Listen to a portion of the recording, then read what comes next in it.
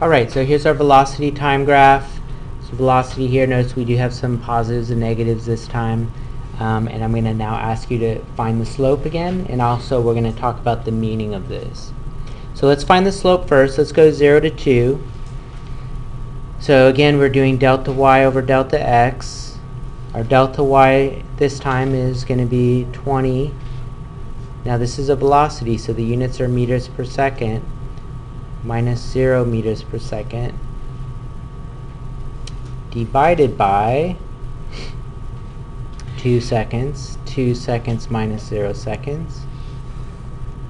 Okay, notice we get 10. That's easy enough. What's the units here?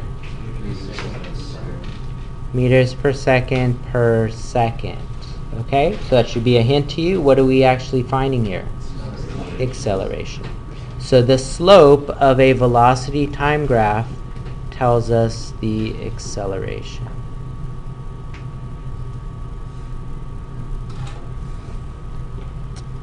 Alright, we'll ask you to think about the meaning here, physical meaning. So what's happening here? We are speeding up, yeah. So in this case, where the physical meaning, we would say, alright, what's happening is we're speeding up. We have this positive acceleration, we're getting faster and faster, we're speeding up in this case.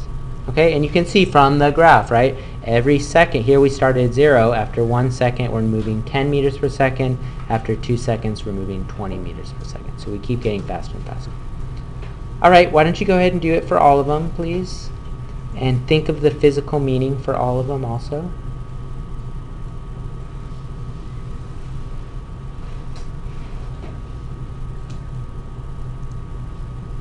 By the way, let's look at this. Delta y. What is y on our graph? Velocity. So notice what we do when we look at the actual slopes. Delta v, and then what's x? T. So what is delta v over t? Acceleration, right? That's the definition of acceleration. Okay, go ahead and find all the slopes.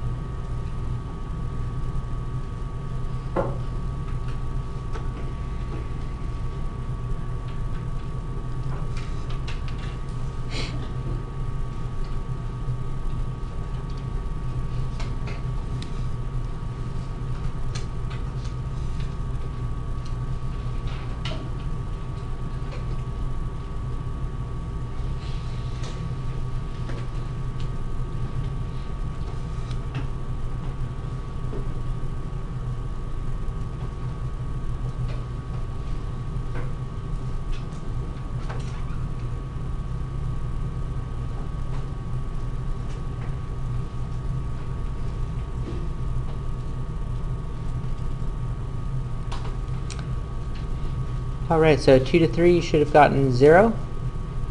What's going on in, what's physical meaning of 2 to 3? What's happening? Okay, constant velocity, yeah. You're moving at a constant velocity. And you do want to be careful. A lot of people will say stopped. Mainly because the last graph we did, that's what happened. We stopped. But are we stopped? How fast are we moving? At 2, we're moving 20. At 3, we're also moving 20. So we're definitely not stopped. You look at the graph, we actually have a velocity. We know what it is. It's 20 for both. Okay, it's a constant velocity. All right, what about 3 to 4? Slowing down. Okay, so 3 to 4, we are slowing down.